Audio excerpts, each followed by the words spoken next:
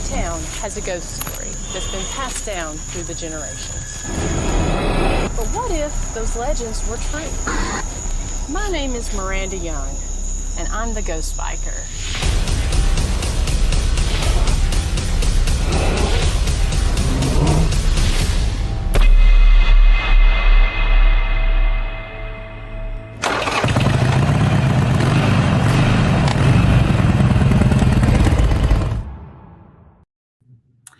Hey everyone, and happy Thursday. Welcome. I'm the Ghost Biker, and you are tuned in to the Ghost Biker Garage. Hope everyone has had a wonderful week. It has been extremely busy here working on some home projects as well as some different things here at the jail. September 1st, moving into spooky season. I know this is my favorite time of year and probably a lot of y'all's favorite time.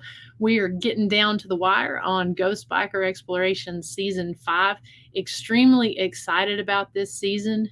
Time rolls on and it's just really hard to believe that we're here at this point moving into Season 5. So, very, very excited about that. We've got just a few little last minute filming things that we're taking care of, a lot of editing, and going to start with a lot of promo here pretty soon. So thank you guys for sticking with us this year. This is our big finale when the season drops. So extremely excited about that. And that's going to be coming up on, I think it's the 4th of October, whatever that first Tuesday is. It's going to fall like every season does, with every Tuesday night at 9 p.m. Eastern Standard Time on every Tuesday night during the month of October. There will be a new episode that will drop. And then on Thursday nights, we're not going to be doing the garage, but we will be jumping back to Behind the Screams Live, where we'll either have folks from the locations on with me, or we'll be diving in deep and talking about the different locations and some of the different stuff that happened during the investigation. So looking forward to that. Get that on your calendars every Tuesday and Thursday night during the month of October. We're here this week, here inside the garage.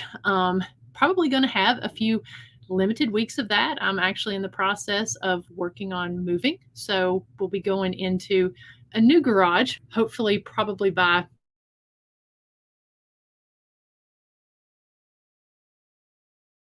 to be there, taking my hand at remodeling a farmhouse, and going to be moving closer to the historic Scott County Jail and my passion project and my job. So that's coming up. So like I said, a whole lot of things going on, trying to move, trying to get the season edited, and trying to run the historic Scott County Jail there. So just want to say hello to some of the folks over here in the chat room. We've got my good buddy Donald Martin on here, Carl Gerald, and Janet Alm. Thank you guys so much. If anyone has any questions tonight for myself or my guest, please make sure to put those there in the chat room in all caps. That way we can make sure that we don't miss any of the questions as everything pops up. Tonight we're going to get into some pretty really cool topics, so I don't want to miss your questions. So again, just make sure to put those there in the comments. Hey Buffy, hey Dana, Nancy, thank you guys so much. Dana, yes, we met at the Widow's Son Autism Ride, and that's one thing I haven't really got to say too much about lately. Through everything that was going on, I got to set up a table with the Widow's Sons Masonic Riders Association. Set up a table there. I think they raised about $1,900 for the Scott County Special Needs School Program, preferably the autism group there, so at the high school. So a very, very wonderful cause. Met some amazing people, and I think they had a great turnout. I didn't get to ride in it this year because I was working there at the booth, but am working at the jail. I pulled 2 night shifts, so I didn't get to ride that day, but I did get to show up and was very excited and honored to be a part of that. Those are just some amazing guys that do some great things for great cause. Just want to cover a little bit of business here before we get to tonight's guest. I mentioned, we got a lot going on at the jail, and that we just opened the escape room there.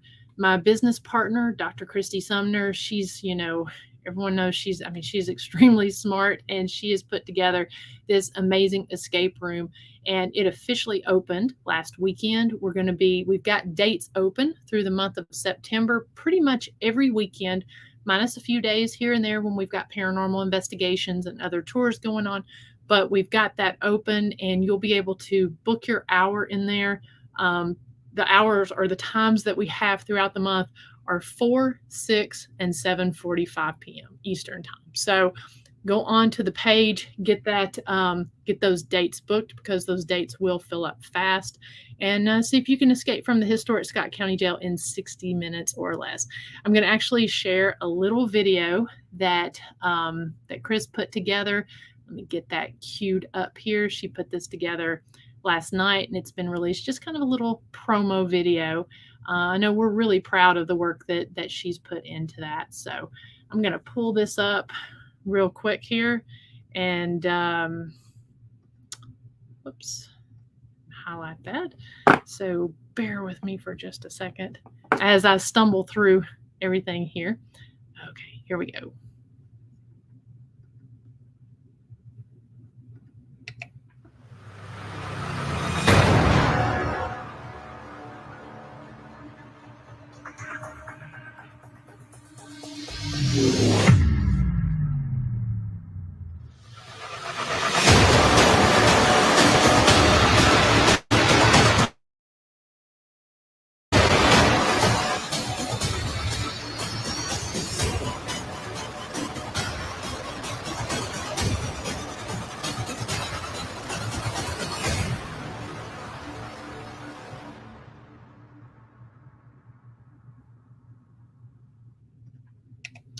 So like I said, go in there, see if you can escape the historic Scott County Jail in 60 minutes or less, and test it out. Let us know what you think. Again, we're really proud of the work that Dr. Sumner has put into that. And you book your dates, you go on to, it has to be booked in advance. So you'll need to go onto the page and then pick your date and book.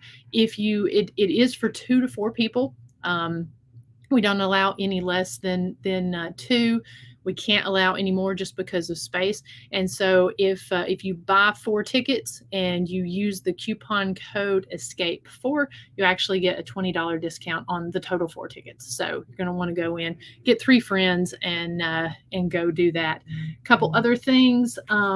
Just this past week, if you're in the Scott County, Morgan County, Fentress County, Macquarie County area, you probably saw the Highlander magazine that came out.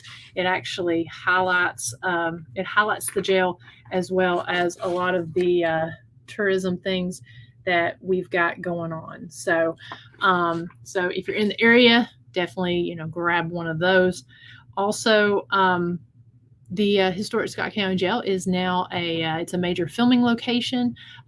Starting tomorrow, the video that Sony Provident Music filmed there earlier back in August, they're going to be releasing that video tomorrow morning. The artist is Ben Fuller, and so we are extremely, extremely excited about this, because this is a very powerful song and powerful video, and we're very honored to have the jail highlighted in this video and be the filming location. So we're going to be releasing that video on the historic Scott County Jail page whenever Ben Fuller releases it. I believe he is doing a Q&A, kind of talking and chatting about the video. He's going to be doing that tomorrow on his YouTube channel, Ben Fuller. And if I'm not mistaken, let's see, I've actually got that right here that I can pull up. He's actually going to be releasing, doing the live tomorrow at 10:30 a.m. Eastern time. So go on, like and subscribe to his his YouTube channel, Facebook page, and catch up on the live tomorrow, and see some of the beautiful shots, hear the powerful message there in the song, and check it out. So show some support. We're extremely, extremely excited about that. A couple other events that's going to be coming up. Let me get this up over here.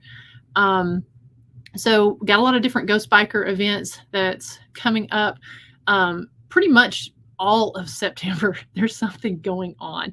So the Octagon Hall September 10th investigation that is taking place with myself and Dr. Christy Sumner from Soul Sisters Paranormal at Octagon Hall, it is officially sold out. We actually had to add another ticket, so we were allowing 15 people to come and investigate that night. It's going to be heavy on the history and very heavy on the investigation. So that is officially sold out. The jail will be, by the way, it's about actual going to take. So pulled together, we will have that form with our ticket to Western Kentucky that will in hall with a tour of the Octagon House there. It's kind of one of those things you will have to RSVP for it. And again, we will have a limited number of tickets available. Also on September 23rd through the 25th, I'm honored to be a part of the Deep South Paracon, which is going to be taking place in Daleville, Alabama. It's a 3-day Paracon Comic-Con convention that Stan Fikes is taking the lead on. I'm going to be speaking with demonologist Leon Wilkes. There's a lot of people escape my mind. Destiny Fox. We've got all the information of the folks that will be speaking there. Too many for me to remember at this moment. And then also really, really exciting thing that's going to be happening the weekend of September 30th through October 2nd. It's called Hogs and Haunts. It's Ghost Biker Explorations Weekend. And it's going to start on Friday night at Wildcat Harley Davidson. We're probably, not for sure, but we may be releasing the first episode of season 5 that night. So you're going to get to come. You're going to get a sneak peek before everybody else does. And that's going to be a Friday night at Wildcat Harley Davidson there in London, Kentucky. And then also on Saturday morning, there's going to be a motorcycle ride. That ride has officially sold out. We had 15 bikes. We're going to be going to 4 really cool places along Eastern Kentucky, and stopping for lunch. We're going to be covering the history and the haunts there. And it's going to be a 4-hour motorcycle ride, including all the time that we're stopping. And then I know there are still tickets to the Saturday night event, and that's going to be a paranormal investigation at the Levi Jackson Wilderness Road Park. And this is a very cool location. It's not an overly investigated location. We are limiting tickets to 14 people. Tickets are $40, and all the proceeds raised from that goes to the London London Laurel Shop with a Cop. So, and then on that Saturday, this event is free of charge, and I think we have 25 tickets open for that, and if there are a few that have sold. Or not sold, but been reserved. Again, this is a free event. It's going to be a private tour of the Saltpeter Cave there in London, Kentucky. So a lot of information. You can go to my page, which is www.ghostbikerexplorations.com. You can go to Wildcat Harley Davidson, or you can go to the London Laurel Tourism Commission page and find more information out on that. We will be, very excited to be partnering with them. And yes, Nancy, I will post a link to all of these. Like I said, the 2 motorcycle rides are sold out, but we do have some for the paranormal investigation. And then also one last thing, we've got Haunting in the Hills, which is going to take place in Scott County there in the Big South Fork on September 17th. I'm going to be there with a booth for the historic Scott County Jail, as well as we'll have Ghost Biker merchandise and Soul Sisters merchandise. And so if you're into storytelling, then you're going to want to come to this location and check out Haunting in the Hills on September 17th. So anyways, we've covered a lot of things here. So anyways, I'm going to go ahead and bring on tonight's guest, because again, I know we've got a lot of different things to talk about. I can't say enough about my guest from tonight. He is actually one of the first people. He's actually the first person who had me on his podcast, and also one of the first people he premiered my first season trailer there on his show, and just showed so much support. He's also one that whenever we have some of the more darker cases we dealt with, I have consulted with him, and just a very good friend and very good friend of the show. I'm actually just going to go ahead and bring him on as I introduce him. My friend Tim Hopper. He has podcast Paranormal Talk 2. He's also a producer and very, very seasoned paranormal investigator. Hey, Tim. Hi, Miranda. Thank you for having me on your show tonight. Hey, kudos to you. I'm telling you right now, you've come a long way, girl. Come a long way. And I don't know. I send you text all the time because I mean we're so busy. We just can't make those communications like we would like to happen. But I'm always supportive of you and of Chris. And also other groups out there as well who are trying to make a difference. You really are. You're trying to make a difference, and I'm telling you, I'm so proud of you. It's not even funny. It's not even Well, funny. thank you. And There's no person more genuine, and I appreciate that, Tim, because you truly have. You've always been such a word of support and encouragement, and then when I've needed advice on certain things as far as different cases and such, you've always been there. That's been someone that I know I can reach out to, and even if you're busy, you do get back to me, and always have word of encouragement and advice. So I appreciate that. absolutely, anytime, anytime. It doesn't matter. It doesn't matter. You, Chris, or anybody out there. I know we have a lot of followers that listen to the show, and I'm telling you, I ran out of calendar space. I don't know where to put the rest of the stuff that's going to happen here with you and your adventures. I don't know what I'm going to do. So um, make sure you post those links. Make sure you keep us, Absolutely. advised of all of this stuff that you're going to be doing and putting out there, because Absolutely. you're you're so busy. What can I say? But yeah, it was a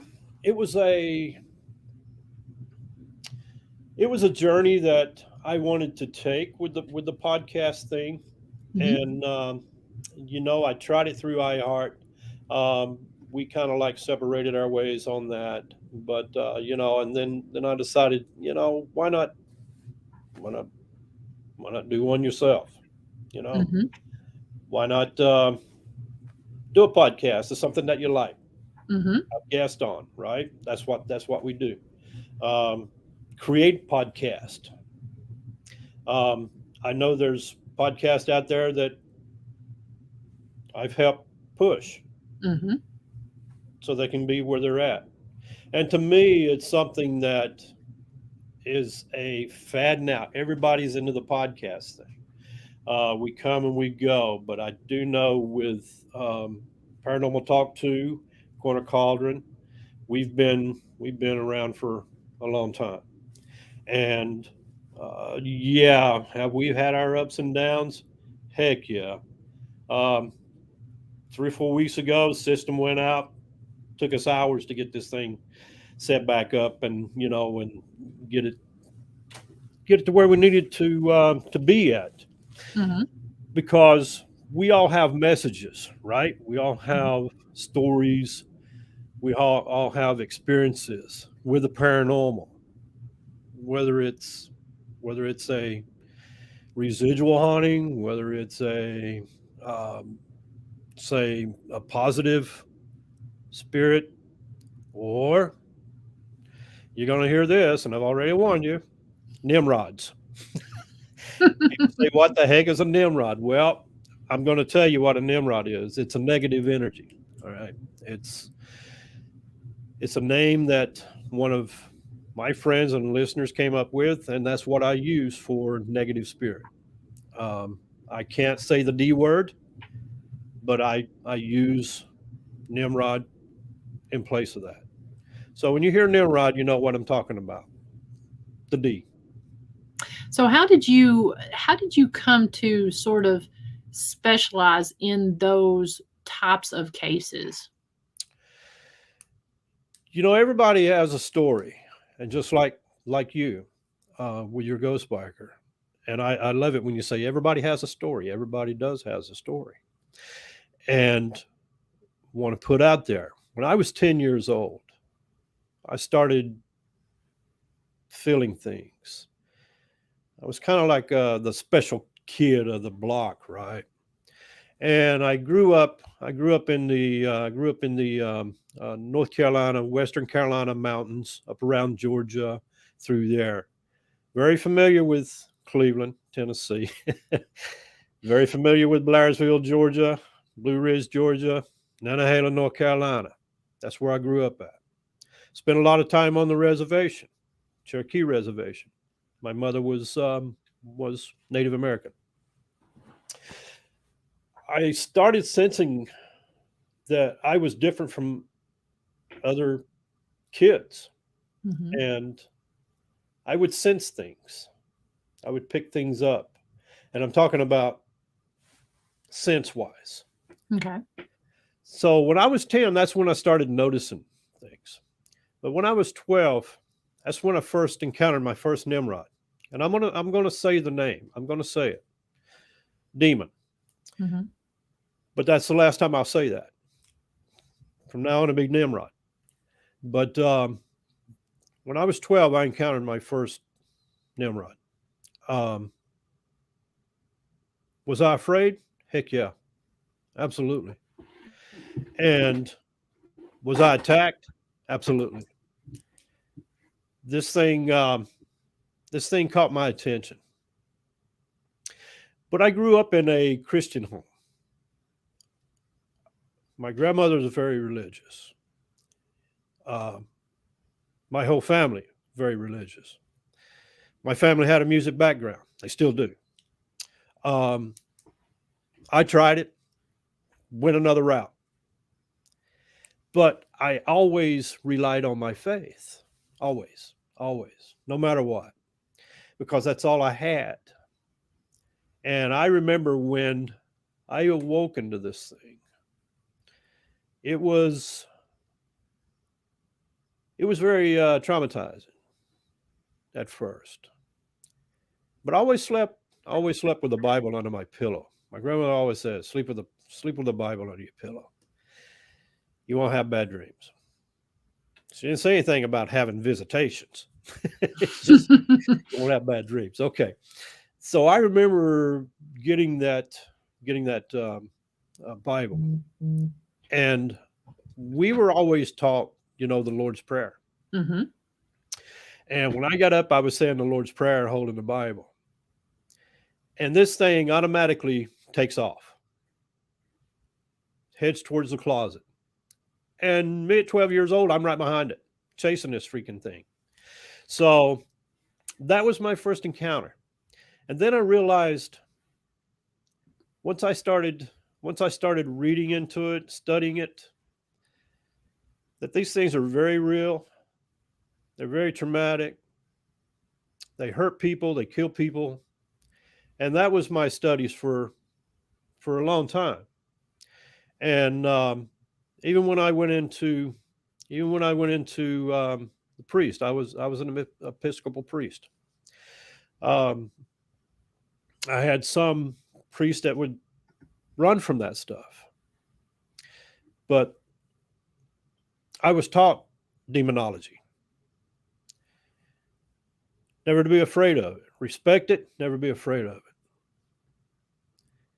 Because in the end, we win, no matter what. So, and I've been doing that ever since.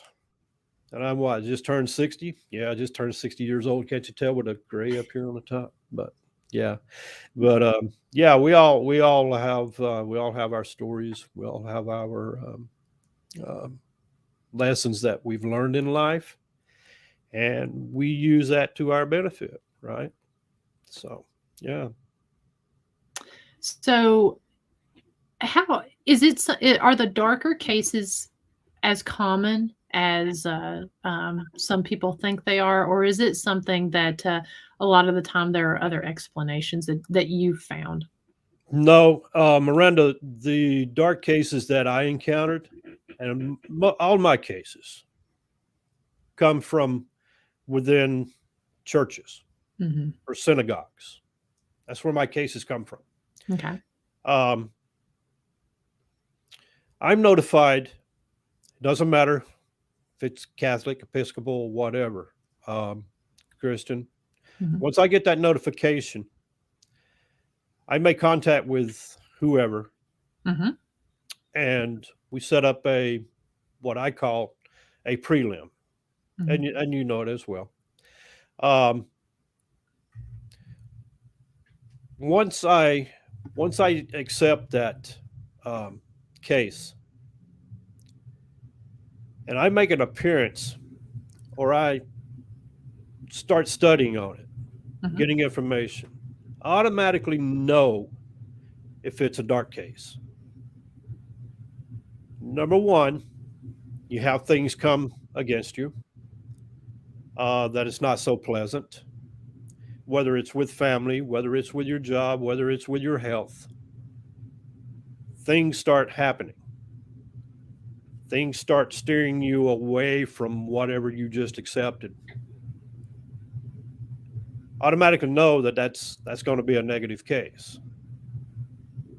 So then I start planning how I'm going to approach this case. Now, once I make contact and when I arrive at that place, I start feeling all the negativity, all of it. Heart will race, get nauseated. It's those signs that tells me that this is a Nimrod.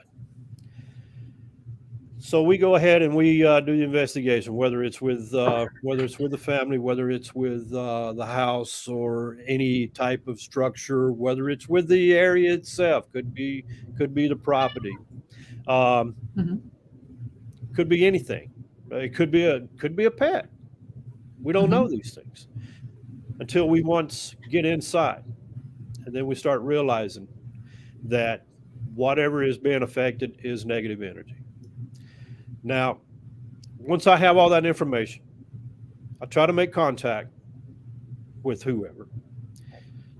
Then I take that information and I give it back to the priest or the pastor or whoever, and then they come out and they do their thing. I'm not an Hmm. exorcist. A lot of people say, "Well, the demonologist is an exorcist." No, they are not. There's a difference, and I leave I leave all that up to an exorcist if it's a possession case. Now, if it's something that I can deal with, then I will go ahead and do that there. Always keep in contact with these individuals or the area or whatever the case may be. You Hmm. always keep contact with them just to make sure everything is where it's supposed to be at, level. Hmm. I love things level. Now, when you're dealing with Nimrods or a negative case, we all know that they're masters of deception. Hmm. All right. So we only take a little bit of what's being said or what's being propositioned to us, what's being introduced to us with a little grain of salt. But that's where a seasoned Hmm. investigator or a demonologist like Leon, we determine what we're dealing with and we deal with it on that basis. It could be these things come in ranks. And we've talked about this on our show numerous of times. They always send out the little pawns first. Then they'll send out the next in rank and then the next in rank until they get to that level to where you are you are under possession or your family's under attack or something going on with with your job, like I said, your pets, any of that thing. Now we determine that that's a negative case. All right, so we deal with that. Now we come in and we find out that things are not negative. Once we determine that, we go through the motions, we go through the steps of how to approach the case. A lot of times there's a fine line between, say, mental illness, if you want to label it that. There's a very fine line with that, that we have to be very careful of, because we could not be dealing with say, a negative case. It could be something totally different, but there's a gray area there. A lot of times people will see things that they don't normally see, but they want to be a part of that group, say like ratings or anything like that. Say like they want to be in the position to where they want to be part of these people who are actually experiencing some type of negative energy. A lot of those cases that I found, there's only 10, maybe 20% that's negative. So you have to determine if that case that you're taking is legit. Because I've seen cases that people just put on a big show. Mm-hmm. And I've had people to run out and say, where are your camera crews? You know, how much are we getting paid? And things like that. You know, I've encountered that. Sorry, you're not getting paid. Sorry, I don't have camera crews. This is it. You know, but yeah, 10%, 20% at the max is going to be your negative cases. That's going to be your Nimrod cases. That's going to be your D cases. The other, it's going to be a positive case, or maybe no case at all. So are those weeded out a lot of the time, since you get your cases through the church? Is it a pretty rigorous process to get through the church before the church contacts you, or does sometimes some of those cases they turn, if it is mental illness or a more positive case or whatever, are those cases that are turned over by the church to you to deal with? Because I mean, obviously you're still having to, they may not be demonic, but there's still something you have to deal with. Absolutely. Once the case goes into the church, they make contact with the pastor or whoever. He determines if he wants to or she wants to forward that case to me. And usually if it's forwarded to me, I ask a lot of questions. Medication, any type of mental illness, anything like that, you know, whether it be alcohol, drugs, anything. I ask those questions. If they're seeing a psychologist or a psychiatrist, I will still go forward with it, but I'm not able to actually help that individual, because now you have the professional.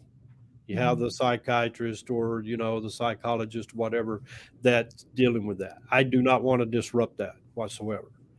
And unfortunately, sometimes it gets weeded through the cracks. Because a lot of the professionals that do that deal with that on a daily basis, the mental illness and stuff, their number one diagnosis for this is to medicate. Mm-hmm. Medicate.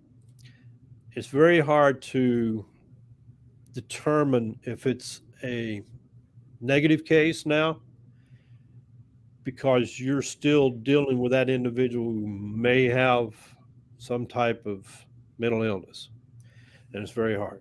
So we have to be very careful when we tread on that water, because we can disrupt something and we can cause a lot of problems, not only with the professionals, but you're liable. Yeah, and that's what a lot of people don't think about when they think about, because you've got a mix of, residential cases and commercial cases. And, I know a lot of teams that do residential. Now, a lot of the time, it's not necessarily, they're not dark cases. They're, somebody's got some activity, got something strange going on there at their house or something that they're a little uncomfortable with, or maybe just curious about. They'll contact people. That some of the teams that I know, they go in and they're, looking for certain, trying to debunk, trying to get some answers to what they're experiencing. It's the ones that are the, when people reach out to you and say they've got, something negative in their home, or have something I mean, they're certain it's negative, and they're bringing these people in. And I worry about a lot of those teams that do that, because a lot of people don't realize just how liable and what they're going in and dealing with when they're dealing with some of these residentials. Absolutely. And you have to be very careful. I know with the group that I was with, Key West Paranormal Society, I've branched out on my own, but I know that myself and with some of these other groups, we're very, very cautious about doing that. Yeah. Because you are liable. You are liable. And believe it, you can go to court just same as anybody else can. So that's another thing that you have to take into consideration when you take on these cases. I know I took on a case through the church. It's been a few years back. That was very, very dark, very dark. And the individual would have light bulbs explode, Wow. things thrown, fires being set. Very, very dark case. Very dark case. I had to determine what was real and what wasn't real, because you can create your own haunting. This particular case had an individual that was suffering from a lot of issues, a lot of mental issues, and psychiatrists had intervened. That didn't go anywhere. Psychologist intervened. That did not go anywhere. So their last resort was to seek out other form of help. Demonologist was their last resort. So I took the case and I entered the area. I could feel something, and as I got closer to the house, light bulbs would blow. Things would fall. The individual himself, when I was talking with him, knives would fly off the counter, out of the kitchen, into the floor. And I had a psychic with me, medium, and she was sensing something upstairs. Something was upstairs. All right, let's go upstairs. I want to find out what it is, what's going on. Let's go upstairs, see if we can make contact with it, because we were not getting anywhere downstairs with any type of communication other than just things being thrown. Now, the individual had a very, very dark, blank look to him. Okay. And what threw me was he started reciting lines from a paranormal show. And he came up with the name. I'm not going to say the first, but the last name was Wilson. Okay. Okay. And, Mm. so I automatically stopped a minute. And I said to my companion, I said, something's not right here. There's something going on, but something's not right with this case. I can't put my finger on it, but I can tell you, I don't think it's what we think it is. So as we started up the stairs, one of the bedrooms got very cold. I sense it. I pick things up like that. That's how I sense things. I'm a Okay. sensitive. And Mhm. as my sister would say, we got the spirit bumps. so so we went into the bedroom. Now the psychic said, "There's someone here, right?" I said, "Yeah, I sense it. I know there's someone here, but what do they want? Who is it?" And she said, "It's a female figure." I said, "Okay." I said, I sense something, but I don't know what it is. What it is. I sense it, but I don't know what it is." She said, "It's a female, and she's saying disregard." I said, what do you mean by disregard?" She said, "Disregard." She said, "I'm not sure what that means."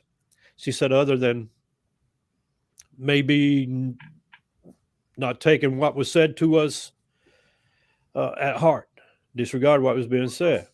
Okay. Okay, all right. Let's approach this the other way, because we all, as demonologists, we have different ways that we approach things, right? Mhm. So I went to the father and I said, "Exactly, what have you encountering?" He said, "I'm having fire set." He said, "I've got stuff that's being thrown all over the place." He said, "Light bulbs are exploding." And he said, my son is having some very, very tough issues." Said, "I think he's possessed." Just like I said before, I think he's possessed. I said, "I don't think you have a possession case here. There's something else." I said, "Tell me the history on this house. Tell me the history on who lives here. Be honest with me and tell me the truth of what's going on." Well, come to find out, his wife passed away like a year before Okay. I came into the picture. And she passed away in that room upstairs where we were at. Um, she was very protective of her son, Okay. and she she passed. He had a hard time with it. The son did. So did the father, husband. But as we started the investigation, we picked up a couple of EVPs and stated not right, Mm. not right. Okay, so we're trying to make a right what is not right. The message, I'll make this story short because I mean it can go, it can linger, but I'll make this short. The son had watched so many of these paranormal movies, and he was taking those at heart, and he was Mm. taking those, and they were becoming reality to him. Okay. The fires that were being set, the son was setting the fires. The light bulbs that were exploding, the mother was blowing those out to try and send a message. Okay. The stuff that was being thrown was the mother. She's trying to get attention and trying to tell us that something wasn't right with her son. After we did the investigation, other area that this family moved to stay because they didn't want to stay in the house because it was too active. That house started seeing the same issues. So I'd get the call, I'd go over. Fire had been set. Things were poured out all over the place. And the owners, they were very scared. Okay. And I told them, it's not demonic. It's not demonic. I just said the D, but it's not demonic. There's some issues here. The issues were this individual was watching a lot of the paranormal shows. He was taking a lot of that because you know yourself, around a lot of times that there's things that are being brought up or being put out there are made for ratings. Yeah. And I've been there. But to people who don't understand that, that's reality to them. That's real to them. And this kid was having that issue. I get a call about 2:30 in the morning. Apartment fire. The apartment they were staying in, he'd set it on fire. And now here where it comes as being liable of what you do and what you say. So when you take on these cases, you have to be very careful. I had to speak with a fire marshal because my name was brought up for this case. And I spoke with the fire marshal. And they said it's not anything of that nature. She said, I believe in it. She said, but it's not negative. She said, it's not spirit making him do that. He has a mental issue. And apparently the area that they moved from was in Tampa, and he did the same thing in Tampa, going through the same issues. So they bought here in Tamarack, out from where I live, here, right here. I take you to the house, 5 minutes away. They bought the house and moved in it. He started showing signs of possession. And like I said, the light bulbs, that was the mother doing it. That was, the one who was doing the activity all along. And she was, like I said, she was trying to get attention. So once again, we have to be very careful about how we approach things and how we do things and what we say. Because at the end of the day, you are liable and it could lead to, legalities in court. But that's a chance you take. And you accept these gifts because they're given to you. You don't just wake up and I'm telling you, any demonologist out there will tell you, even Leon, I know Leon, but you don't wake up of a morning and just say, I'm going to be a demonologist. It just doesn't happen. All right. If you don't know about this stuff, leave it alone because it does have consequences. You can get hurt, and some rare cases you can die from it, or your family suffers. I know mine went through hellos for a long time. I lost things that were close to me, But and at the end of the day, our strength and and our faith brings us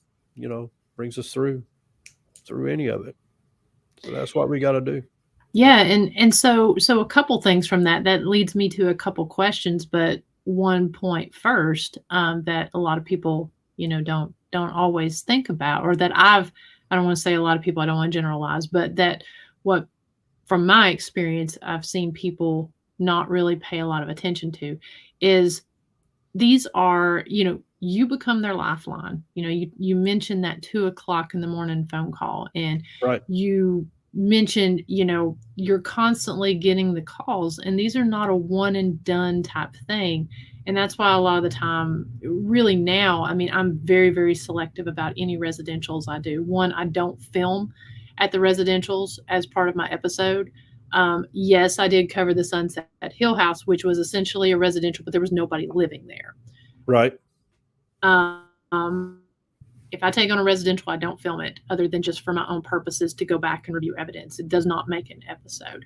But you do find that it's not a one and done type thing, and these can go on for years. And I've seen too many people go in doing a residential because it's fun or because it's convenient. They're called in to check this out.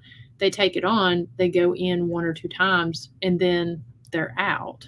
And that doesn't seem to really be the case because, like you said, another point was that you're constantly in contact with these people to make sure that things are balanced. Absolutely. And you have to have that contact with them. You can't just go in and do the investigation, say the Hail Marys and throw up a couple of prayers of protection and walk out and forget about it. It doesn't work that way. So you have to make sure that these people are at the level that they need to be at the peace that they need to be in. And, and that's where the contact comes in at. Mm-hmm. Don't just do the investigation and then, forget about it. Always do a follow up.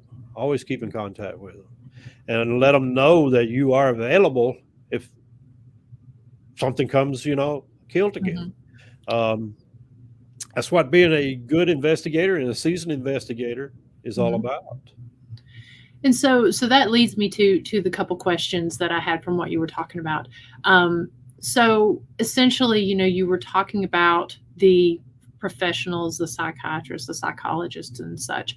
Do you find that a lot of the people in the mental health field are open to the fact that some of the things that these individuals are experiencing could potentially be, a negative entity? Or is that typically a last resort? And I guess maybe sort of depends on, maybe their belief structure. I think it has a lot to do with their belief structure. It all depends on the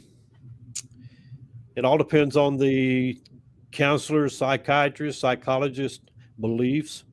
I know that I've spoken with some psychologists. Now they're not going to go into full detail on the case that they're or whatever their client's going through, but most of them they're very open to that type of say introduction Mm-hmm. with spirit. But once again, it all depends on where you come from, um, and what you believe in. A lot of people don't believe in spirit, but then Right. there's a lot of people who do believe in spirit. So you have to weigh it. You have to, ask those questions. What do you think? What do you think is going on? And and see what their feedback is. Um, it doesn't Mm-hmm. necessarily have to be directed to that individual that they're treating. It could be just a question. What do you think about, uh, say, possession or uh, attachments, uh, with spirit, and see what their reply is, see what their reaction is. Um, but there's quite a few of them that will agree, that possession is real. Well, I've often wondered that because, because it's one of those things that a lot of the time there's a lot of gray area and a lot of muddiness when it comes to talking about different symptoms of different types of mental illnesses and different types of hauntings. And a lot of the time those can kind of be blurred when you're looking at those. And so I often wondered when somebody starts having some of these issues, if, kind of what the percentage is of the people that instantly stop and say, oh, my child or this person does not have a mental illness. It's clearly something dark and there's a possession or something kind of more sinister going on. Or how many of them say, okay, we're going to go to, seek mental help. And then I wondered how many of, the mental health professionals actually sit down and when they're looking at this, do they look at it from a clinical perspective, or do they stop and say, could this person have something, going on in their home and it be more, I've often kind of wondered, being someone who's deep into that sort of thing and having to kind of work hand in hand with mental health professionals as well as people who are truly suffering in their homes. I've wondered sort of what, kind of, if they tend to lean that way or consider that as a possibility, I guess. Most of them will. It all depends on their beliefs. We go back to the beliefs again. Um, because there's some people that'll tell you, I don't believe in it. I Hmm. do not believe in it. And then there's others, and I know I've spoken to both sides, Hmm. and and they will tell you, absolutely, I believe in it. I believe in it, but I don't think we're dealing with that type of issue here. That's why that I'm treating them in this manner Hmm. versus say clergy or uh, the other side, and certainly both has a hand in it. Hmm. I don't know if anybody out there has really been paying attention to the news here in Fort Lauderdale, but we had the individual 4 years ago that did the uh, mass shooting at Stoneman Douglas here. Hmm. That's only a few miles from my house, and actually I'm assigned to that area for protection service up in there. But Hmm.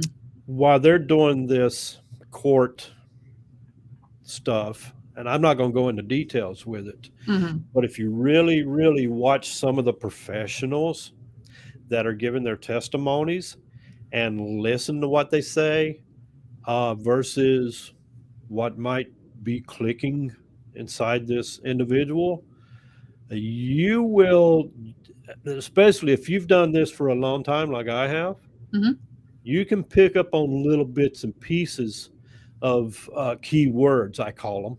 Hmm. And that's what I look for is key words. And when I'm listening to these professionals speak on the stand, I'm picking up key words versus possession, Hmm.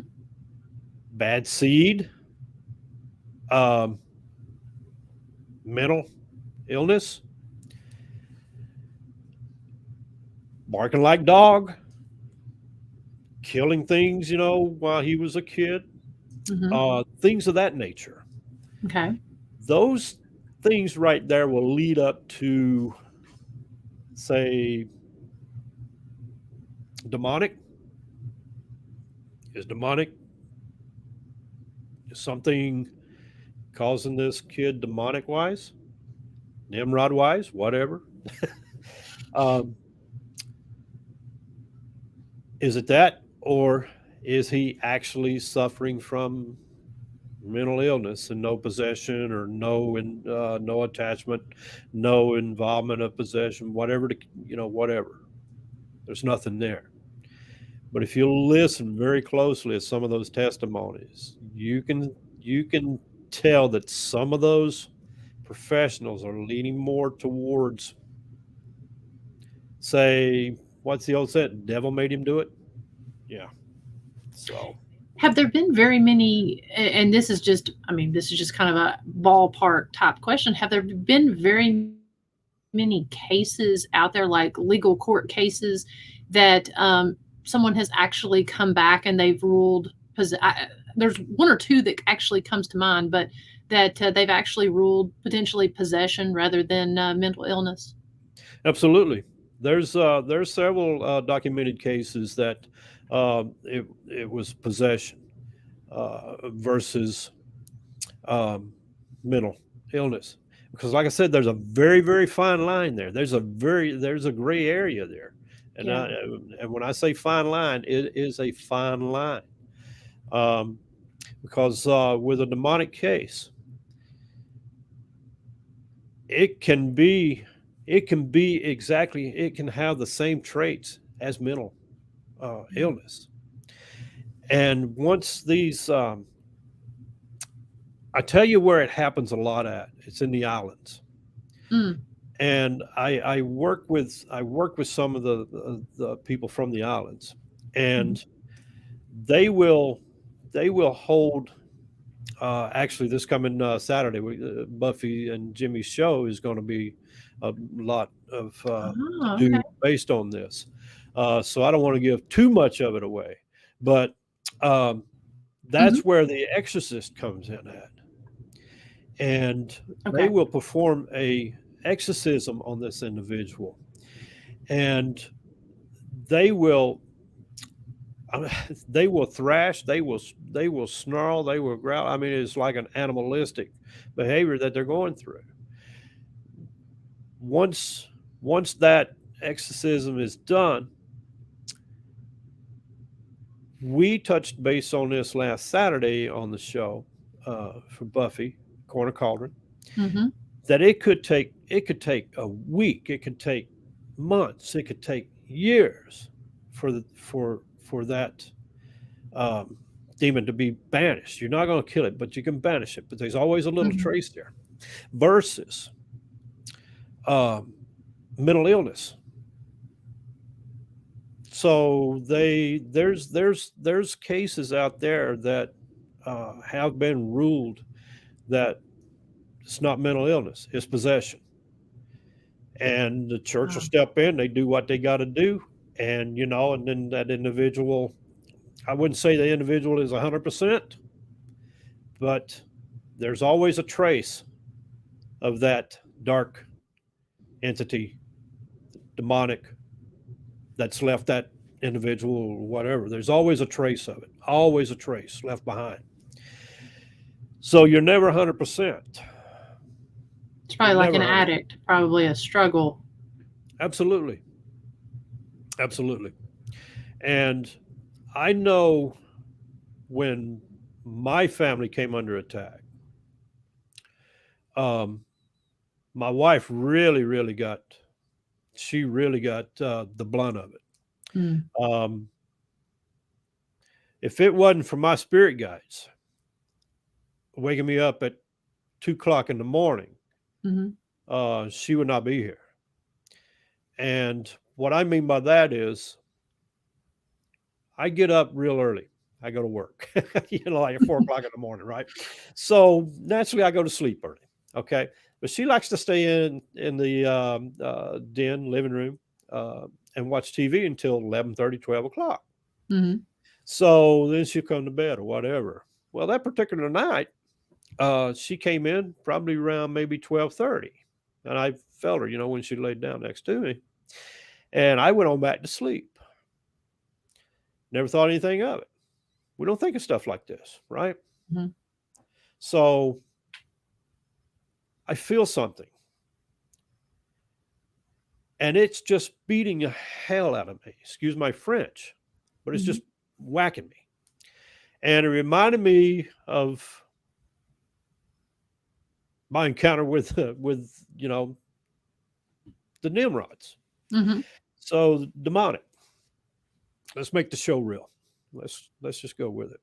Hmm. Um, I woke up, and she was in a say like a trance. Okay. She wasn't breathing. fists are clenched. She was not responsive. So I got her, put her in the floor, and she'd already, expired, right? Mm-hmm. But I remember that my granddaughter, she called 911. She was on the phone with 911. I was giving my wife chest compressions. Got her back. So by the time the paramedics got there, which they're only like maybe 5 minutes away, if that, they got her, but she flatlined again. She crashed again. Mm. Wow. But anyway, she had went under attack, demonic attack. And this thing was after me. I'd already lost two animals because of it. Okay. Actually, one's behind me. It's got the flag. Mm. So, but anyhow, everybody in the family went under attack, all but me. And I had to call a shaman in because it was above my level. And between both of us, we got this thing to leave. Mm-hmm. But it left a trace. And that's why I'm very careful about what I say, Mm-hmm. how I say it, because I was already warned on some things that I couldn't talk about. So those things I take very seriously because these things are real. Now, my wife, she had like bite marks on her. I mean, she was just beat all the crap. And my granddaughter, she went under attack. So they don't necessarily go after you, but they go after the ones that you love. And they go after your family or, something that's close to you. That's the way they work. Now, do priests, do they have issues? Yeah, absolutely. Absolutely. They have issues. And I know when I was a pastor that I had my issues. And I constantly had to stay on guard. But now there's some pastors, they'll let their guard down, and then, bam, something's got them. All right, it's not anything pleasant. So that happens.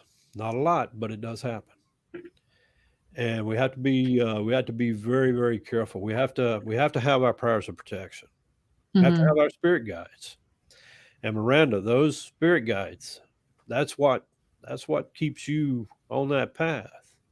That's what keeps you from steering, right? So if you get off of that path, you can suffer some consequences that you might not want to deal with. So we have to be very careful with that. How common is it? So when, like for example, the Sunset Hill house that I highlighted in my episode, and that was some crazy activity that I've never experienced anywhere else. So how common is that for you have this family that owns that house and there's a relative of theirs that owns another home in another state that's got, the same type of activity? Is it pretty common for relatives or lineage or whatever to kind of have that sort of activity in multiple locations? Not so much an infestation of like, a home having activity and then homes nearby and that sort of thing. But is it common within a lineage to for people to have issues in separate households but being related? Are you talking about the positive or the negative side of it? The negative side of it. It is it's not that common, but Okay. it does happen. And the reason being is the family doesn't necessarily have to be that family that is living under one roof. Mm-hmm. It could be multiple families that are suffering, whether it's from introduction, Mm-hmm. or here we go, could be a curse. All Okay. right. So now we're treading on another area of activity that could be taking place that has nothing to do with spirit, but yet it does have to do with spirit, but on a Mm-hmm. negative side. But it could be something that was conjured up from someone, or whatever, from somewhere else, Mm-hmm. that's causing these families to have those have that activity. Okay. The more common part of it is, if these families go on an attack, it's very possible that if it's demonic, they can go anywhere. Sure. Yeah. Um, they don't have a confined space like some of like your residual hauntings, or Mm-hmm. even your positive hauntings, or whatever the case may be, in a residential area, or a commercial area for that matter. Mm-hmm. Or it could be real estate, who knows. Mm-hmm. Sure. The common part of it is, if it's demonic, Mm-hmm. they can branch out. They can be in this home, they can be in another home, they can attach themselves, they can just move about anywhere. So it's very possible that that's what's taking place. Mm-hmm. Um, it could be that this thing is spread out, and instead of concentrating on one household family, it's concentrating on the other family as well. So it's very Okay. possible, very possible. Well, we've got a couple different questions over here. Donald says, he says, just curious, what denomination are you, Tim? Well, I was brought up. I was brought up in the Baptist, but then I went to Episcopal. I became Episcopal priest. Right now, I'm no denomination. Um, I stepped down from that, um, because of my other heritage. I believe in God? Absolutely. Uh, you know, I believe in spirit. Um, but as I say, nature is my religion and the earth is my church. I mean, so but I'm not in any religion now. Okay. So it's all open.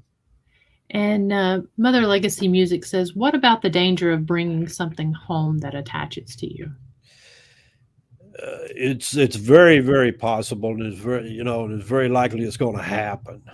But that's why you have those prayers of protection when you leave these places, if you go to investigate. Um, so it all depends on. Here's another thing: Catholic prayer may not work on an area or a house or a commercial, whatever the case may be, if they've never been introduced to, um, say, Catholic or Christianity or anything. Those prayers of protection won't work.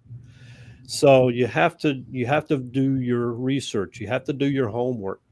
And when I say that, you got to be very vigilant about what you are studying and what is in this area, who you're going to investigate. So that way you kind of get an idea of what religion that you might be encountering here, of that nature. And then that's when you can, do your prayers of protection.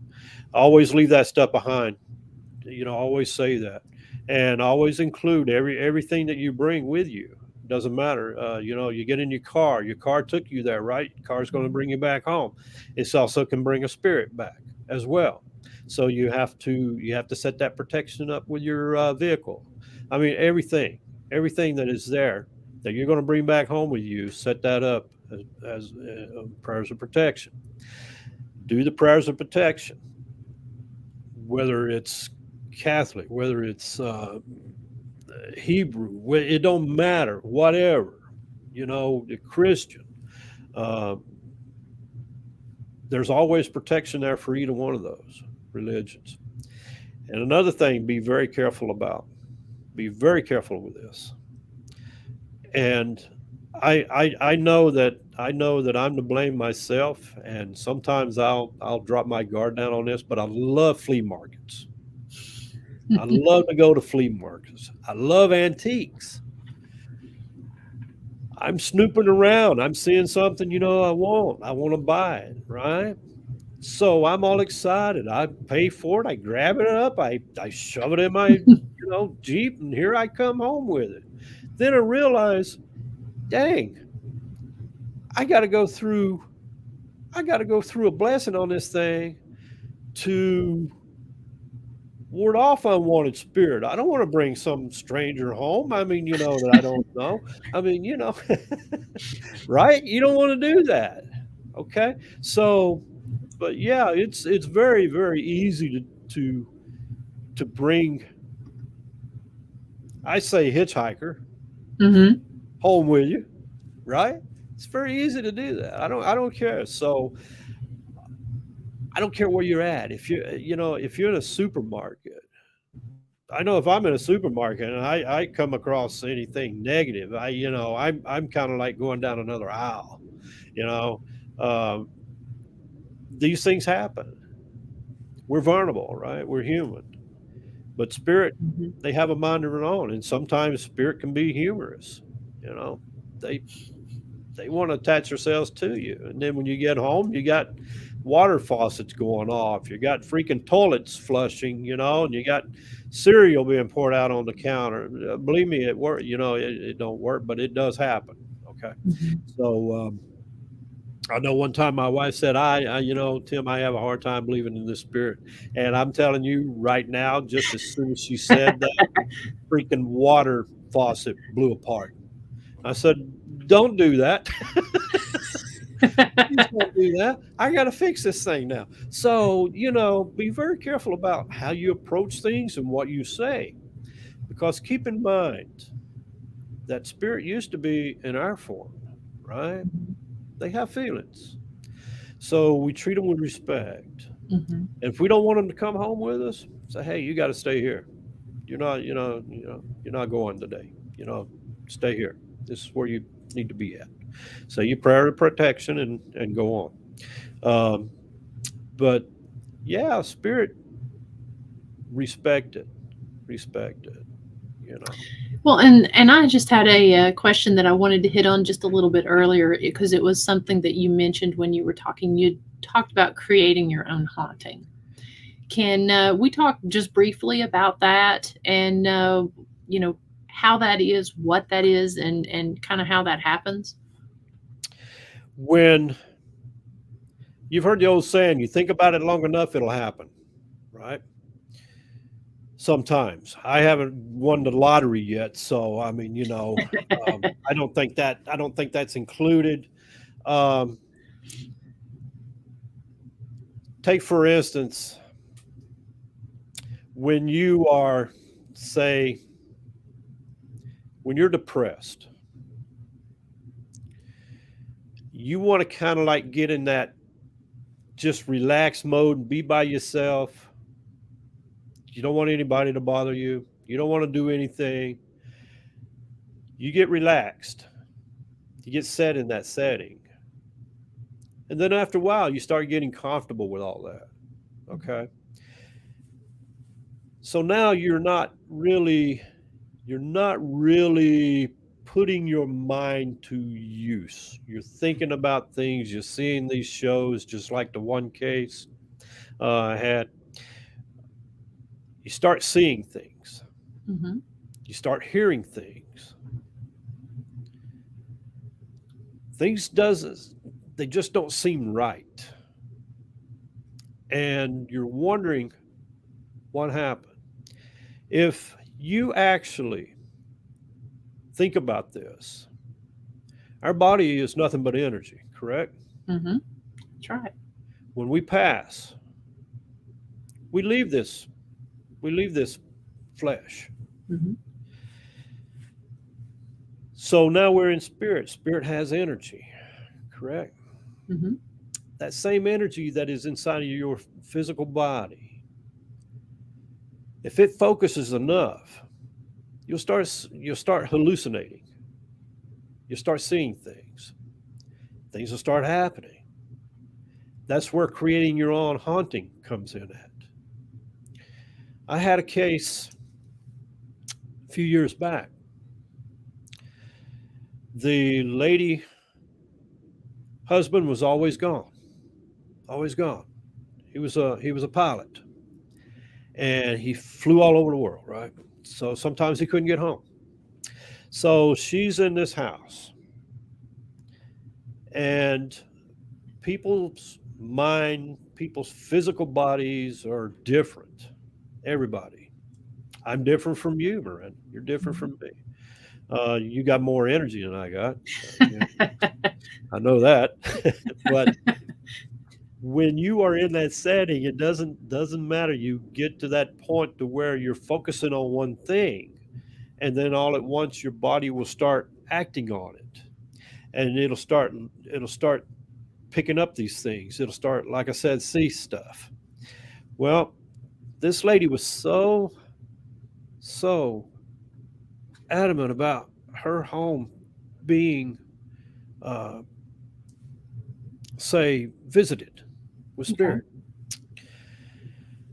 And I went in with the team. We did the EVPs. We did all our readings. Did all our questions. Uh, Nothing, right? So this is where you have to ask those questions. How long have you been encountering this? How long has this happened? Well, like a couple of months. Okay. All right. Have you been anywhere? Have you done anything? And I like to bring the Ouija boards out. Mm-hmm. Don't have anything against Ouija boards if you know what you're doing with them. Mm-hmm.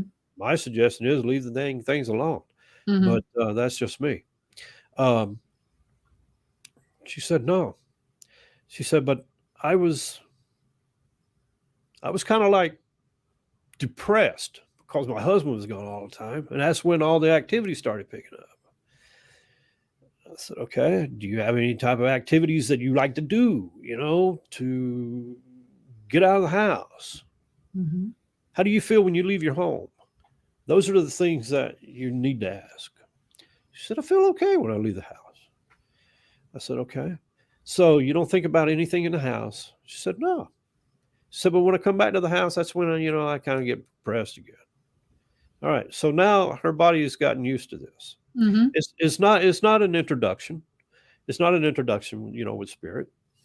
It's not an oppression. It's it's what her mind is giving off with that energy level. And Okay. she said, I just wanted to know what was happening. And I downloaded this app on my phone. I said, what kind of app? This is kind of funny in a way. She said, I downloaded this spirit app, and I'm supposed to see spirit with it. She said I see it all the time. It's dancing in the floor, and it's over in the corner. I said, can I see your phone? Can I, you give her permission to look at the app? She said, sure, I'll even pull it up for you. She said, I'll show you how it works. I said, sure. So she pulls it up, right? So she says, see, look on the screen. And I'm looking on the screen and I'm looking in the floor. I'm looking on the screen, looking in the floor. I said, you know, here's what you need to do. Please delete that app because it's showing holograms of the spirit. You don't see holograms of the spirit through your phone. That's an app, okay? Delete That's the that. 6G version. Exactly. Exactly. Please delete the app. Please find you something to do outside your house to get your mind off of, what's going on. And I'm telling you right now, we do not have, anything other than your app that's causing anything other than, you're kind of secluded in here. Mm-hmm. Find something to, do. Find a hobby. Get outside your home. Do it. And I can tell you right now, your spirit problem will leave. Mm-hmm. 2 months later, yeah, I was talking to her. Said, something, that was the best thing that ever happened to me. Getting rid of that app, and I do bowling now. Well, good for you. I can't bowl. I throw my freaking arm out. But yeah, so Almost self-fulfilling prophecy in a way. yeah, yeah, In some of absolutely. that. Yeah. But you can create your own haunting. You really can, and you can give off energy levels. And those energy levels itself will manifest a spirit. Um, that's just plain and true on that deal. Well, sometimes I wonder because, being a location owner now, I feel like we're able to do some really true research at these locations because we're in these locations. But between Chris and myself, there's times we're in these locations for 16 hours a day, Right, and it's interesting when the teams share the different types of activity they experience, the different things we experience. We've learned to be able to kind of with certain spirit that's in there, we've been able to determine kind of who we're talking to based on the responses. We've been able to look at, look at not response rates, but look at whenever we have multiple people getting the same type of answers that they're unaware of what other people have gotten, so we can kind of right. tell at times what we're talking about or who we're talking to. And sometimes you sometimes wonder when certain people come in, the things that they're experiencing because the jail the jail definitely has activity, but it kind of makes you wonder sometimes and you really start to see that there are certain people that truly do bring certain things in with them that they're encountering when they're inside the location. And I find it just fascinating and think that even though it is a haunted location, sometimes you wonder, I don't want to say they're creating their own haunting in some of those instances, but it's almost like they're manifesting something that they've brought in themselves and it's reacting different, if that makes sense. No, that makes a whole lot of sense, and it's very possible that that's exactly what's happening, because you do have activity inside the jail itself. Mhm. All right. So, and if you're bringing out that, you're bringing that outside energy in, which could be an attachment that you're bringing Mhm. in, it can be intermingling with the spirits that's already there, Mhm.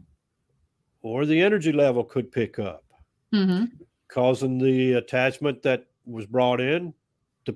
So, yeah, jails. I'm telling you, I know my way around jails pretty good. Not to the fact, I've been behind the You're bars. deviant. Exactly. Well, I guess I have been behind the bars, putting people in, but it's, but you know what I mean. I've been Mhm. I've been in law enforcement for a long time, been in personal protection for a long time, Coast Guard a long time, um, but jails have a tendency, just like asylums, to hold that energy. Mhm. Um, I I'm telling you, it's very possible that that entity that's being brought in may be clicking with the spirit that you already have on hand because Mhm. they've been in that same situation before. So Yeah. with with your spirits, they're still very much alive. Your Mhm. spirits inside that jail, just like any other spirit. Other, they just don't have the physical body anymore. Well, and the location is so used to it's a swinging door for people coming in and out over the 100 years that it was in operation. Right. So, you're getting so many different types of people coming through those doors and spending time in that jail. To me, it just makes perfect sense when you've got many, many different people that come in that have many different experiences and different energies and different, belief systems and everything. And it's interesting when they talk about some of the different types of activity. Some people share a lot, some people share nothing, but Right. when they share a lot of stuff and you can kind of look at it and say, "Oh, yeah, this is something that's actually pretty consistent that a lot of people get or the type of responses."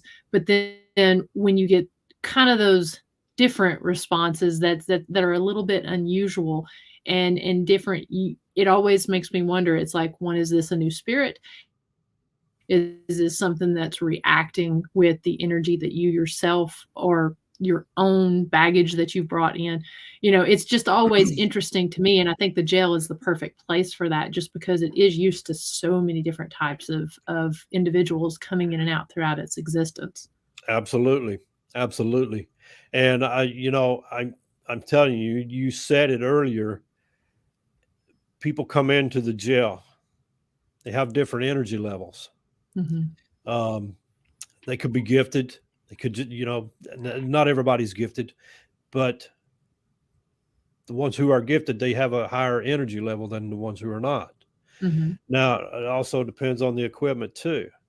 And another Mhm. thing, it depends on it depends on who those individuals are that come into that jail that could be causing a little bit of uprising in the activity, so to speak, Mhm. because those individuals could have a badge or they That's could right. be some type of law enforcement. Mhm. Um, Yep. because that will definitely spark it. It truly does. Law enforcement, Yep. corrections, social work, anybody that's on that spectrum, it's like they know.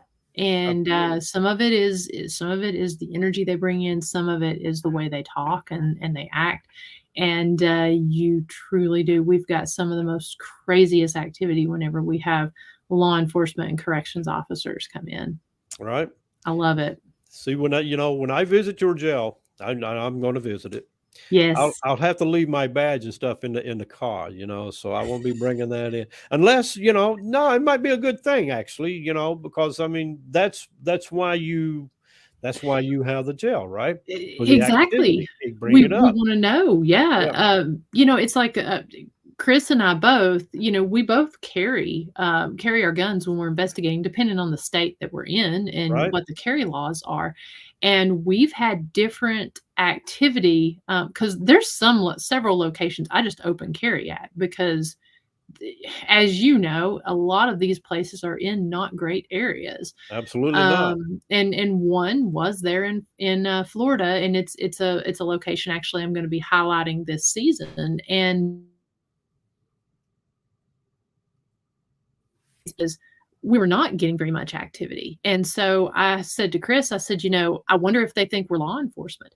And it's interesting because when we went into this particular spot, the location owner asked us, she said, and they actually have the hours set to where you are out of there at a certain time. So you're not there during certain rougher hours. But she asked if we carried, and we said yeah. We showed her our license, and she said, "I do advise that you keep those on you while you're at this location." And so we had probably been there, I guess, maybe about 45 minutes or so, and the activity it just seemed real stifled, really, Mhm. and like it was just kind of holding back. And I said to Chris, I said, I wonder if they think we're law enforcement. And so she took her gun off. I took mine off, and I said, I'm gonna sit it right here, and just nice and easy, and real calm. And I said, we're not law enforcement. We're like you. We're here to protect ourselves. And so when I set it down, we actually got a couple really interesting disembodied voices and EVPs right after we set the guns down, and the activity totally changed. So I love it when people, whether it be their career or their, trigger items like that. I love seeing how it affects. So I Absolutely. say bring it. Yeah, absolutely. Absolutely. Absolutely. Well, we'll definitely bring it. Um, but yeah, in those areas where questionable areas, I Mhm. know we have a lot of them here. Uh, Mhm. but we're not an open carry state unless you Right. are law enforcement, or you're Mhm. uh, security personnel and you're licensed to carry. Even Mhm. some law enforcement officers or security personnel, they can't carry unless they have that uh, Yeah. state uh, issued G license and all that stuff. Now with the concealed you can, but you can't carry Mhm. openly. um, I know with the prison facility, the uh, work squad that I dealt with, um, the unit there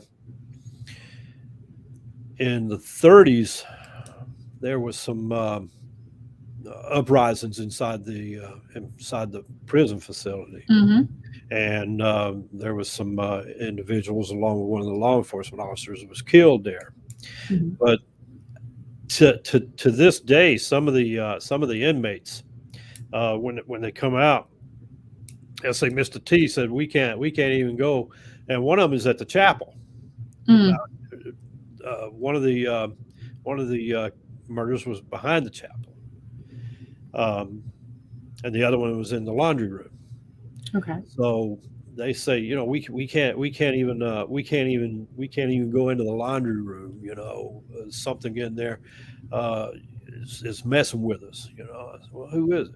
I said, we don't know. We can't see it. If it's a spirit, well, something's in there. So we don't even want to go in there and do our laundry. I said, I'll check it out. You know, and then behind the chapel, same way. And I tell them, I said, well, back in the 30s, because it's an old facility. Mhm. Um, back in the 30s, there, a couple of people lost their lives here. And I mean, we have people expire all the time inside the Mhm. facility, because they're drinking some kind of concoction that's going to make them see, little green elephants Mhm. and stuff poking around, things like that, and they love that flocker to death, and that's Mhm. literally saying because it kills them. But I told him, I said, it's the spirit, of one of the officers here, and the other one is one of the inmates, and they they're very superstitious. Some of the inmates are. Mhm. You got to be, yeah, you got to be very careful about how you approach some of them, because some of them from the islands, some of I mean, Mhm. it's just a fruit cocktail bowl, I call it, of Yeah. individuals, and different beliefs and different backgrounds and characters, and all of this. Mhm. But yeah, almost every facility around here Mhm. has some type of activity. Mhm. We've had activity. Some of the police departments, fire Mhm. departments, things like that. But yeah, it it's very very active inside those jails, and I know yours Yeah. is. Yeah. And that's what we've heard since when we had officers, jailers, inmates in there that told us that there was activity whenever they were in there themselves. And that's what's always so fascinating. That's what we always mention whenever we're doing our tours and stuff, is that they would have to call a roll call, emergency roll call on the stairs, because they would think that inmate was loose on the stairwell. And it would just be you know residual sound, or something running up the stairs using the elevator back when it was in service. Right. So yeah, I mean, we've had stories just go, and that's common. We hear that about Brushy Mountain, and we hear that about some of the different hospitals and stuff that's here. So I always love it when you hear that it's not just when the place shut down, but it's when the place was back in service. That Right. just a common everyday occurrence to have activity. Absolutely. Absolutely. Yeah. So, but we're getting close to the end. I know I could. I mean, I love hearing your stories. You've actually had me kind of on the edge of my seat with your stories about some of the different cases that you've had, and I could sit and talk to you, for the rest of the night. But I know, like you said, you've got an early morning. Let's go ahead, plug the places where people can listen to your show and they can hear more about these conversations, because I know I've been on your show a couple times and have met some wonderful people from your show. And of course, I had Buffy on the show the other night. So, tell about your show, kind of some of the things you guys talk about, and where people can go and find you. Well, you can find us on Spreaker, and that's not speaker, that's Spreaker, Spreaker. Paranormal Talk 2. That's on Thursdays at 7 p.m. And also Buffy and Jimmy's shows is at 7 p.m. on a Saturday, and that's on the same platform. Got the link there in the thing, so people can go Awesome. and look in the show notes as well as in the comments here. Oh, I'm Awesome. sorry. Didn't mean to interrupt. No. You're fine, Miranda. You're fine. Absolutely.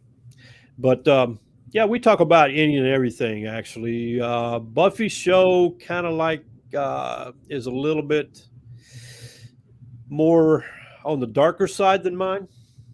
Um, Usually on my show, she'll say, "What are we talking about tonight?" I said, "I don't know. We're going to wing it. We'll wing it." But we always wind up having, a really, really good show. Um, our shows are dedicated to spirit, and believe me, they do come through. They come through quite a bit, especially when our guests are in the chat room. They're hearing, voices. They're feeling things. Buffy's making contact with, spirit. I'm feeling spirit, in my studio here. But yeah, we talk about anything and everything under the sun on our shows. Our shows are very laid back. Try to make you comfortable, if you're one of our guests. Um, Talk about whatever you want to talk about. Uh, Well, I, I know you guys get into some very interesting topics. we do get into some interesting topics. Anywhere from aliens in the White House, just like Buffy and Jimmy's show coming up. This is going to be a two-parter for Saturday. That's going to be on exorcism, Mm. exorcist and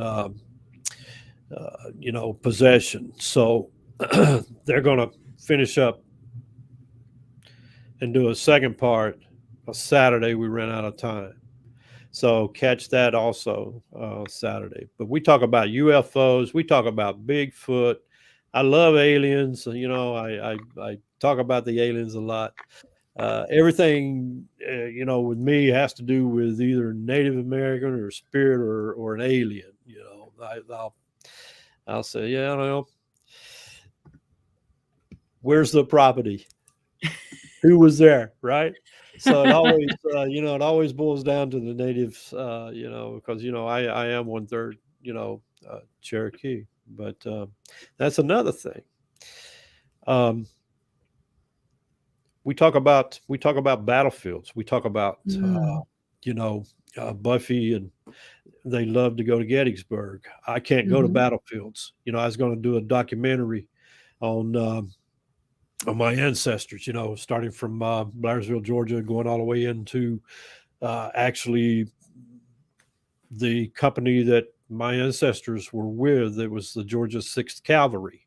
Hmm. And, and they merged over into Tennessee and became, part of the Tennessee Vols. Hmm. And believe it or not, I think you have a couple of ancestors that rode with the Sixth Cavalry. I do. Yes, you do. I sure Uh, do. yep. So I don't know if you can see it or not, but I have their poster behind me back here. But my ancestors were a big part of that. Um, so I can't go to battlefields. Um, the simple reason is I fought in that war, and it's not good for me to go to that war. Go to those battlefields, Hmm. and I get sick. I can't. My whole body just likes to run away. I can't even get around a battlefield, and Wow. Buffy was kind enough to explain that to me one time, and and it stuck with me. So that kind Hmm. of blew my filming expedition out And of that would whack. be hard around here, Would be hard. because especially here in Southeast Tennessee, and North Georgia, I mean, you can't hardly throw a stone at No, an area that wasn't a battlefield or a skirmish down that's here. exactly right. Well, our ancestors, your ancestors as well, because they fought alongside one another. Hmm. They fought Chattanooga. They were at Hmm. Chattanooga. They fought Chickamauga. They were in the Atlanta campaign. Hmm. The Kentucky campaign.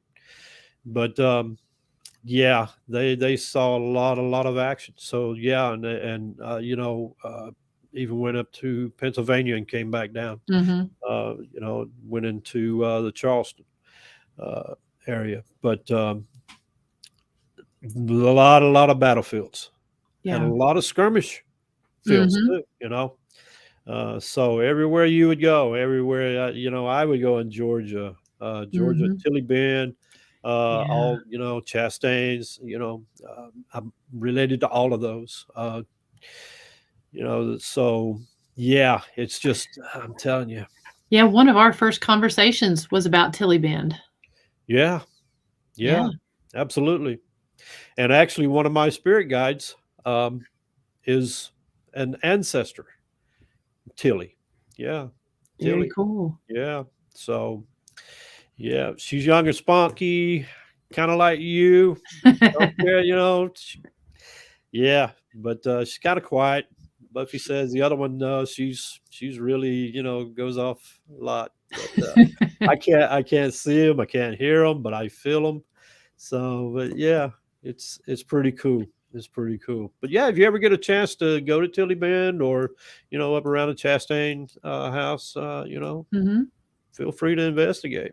Absolutely. Yeah, I wanna actually head down there, because I know, I had a conversation not too long ago with, someone who had just been down to, Tilly Bend. They were talking about there's, the church that's right there, right? All right. Yeah. Yeah, and they were talking about that, so it just made me wanna go down there more, hearing you talk about it and then hearing, them talk about I'm trying to think of who that was now, and that wasn't but a few weeks ago, someone was talking about Yeah, because being down in that area. that church I can tell you a lot about. I can tell you about the witches of Tilly Bend because they were my ancestors. They were my ancestors, and they were hung Yeah. because they were accused of witchcraft, which they were not. They were furthers from that. They were actually herbalists. They were medicine women, Mhm. and Or nurses, like yeah, most of them exactly. today. Yeah. Absolutely, Miranda, absolutely. But yeah, I tell you a lot about all of that. Yeah, sure could. Yeah, but if you get a chance, go. Well, Yeah, we'll definitely have to, have you back on to talk about some of that, and like I said, everyone, you definitely need to go check out Tim's show, Buffy's show, so Paranormal Talk 2, Corner Cauldron. They get into some great conversations. Go in, join in the chat room because I know you guys have quite a few regulars that tune in, and they kind of join into the conversation as well, which is that's always a lot of fun absolutely. to have folks there in the chat room, and all that. I've been trying to kind of watch the conversations and stuff that's been going on here, and I appreciate you guys so much watching, and also your questions and comments. They're just very much appreciated, and they just make the time fly by during these shows. Absolutely. Well, my family's your family, Miranda. You know that. So absolutely. Yeah. Absolutely. Well, thank you again so much, Tim, for coming on. I know we've seen a couple different comments over here. I did see where Al Cooley, he does Ghost in the Valley, which is out of Ohio podcast. I know he said he would like to reach out to you to have you on his show. So if you're still watching Al, I definitely recommend reach out to Tim. And folks, go check out his show. Check out some of the different events that we mentioned, all the different stuff we've got going on at the jail, as well as all of the different events that we do have coming up. I do want to go ahead and put this link right here in the comments. This is to Wildcat Harley Davidson, which is their Hogs and Haunts weekend that I mentioned. I know some folks had asked us to put that in the comments there. If you go to that page, it's actually got links to all of the different events, everything from the Ghost Biker meet and greet that will have the early release showing, as well as the paranormal investigation, and then the Saltpeter Cave tour. So all of that is on there. The links are also on my page. And on that note, that's actually going to be the guest that I have on here next week. I'm going to be having Kelly Burton from the London Laurel Tourism Commission, and then also Chris Minton from Wildcat Harley Davidson. We're going to be talking about the Hogs and Haunts weekend that's going to be going on at the end. They're going to be sharing some really cool things. We're hoping to get you guys kind of pumped up and hyped up. I can't tell you how happy it makes me feel when these different tourism commissions in different locations, when they start embracing the paranormal tourism. It's here. It's something that has really caused a spike and an uptick in historical travel and just in learning about history in and of itself. So we're going to be talking about all of that, and anytime that I can partner with someone to raise money for a cause like the Shop with a Cop, as well as they're bringing tourism to the area, I'm all about it. So definitely you want to tune in next week for that.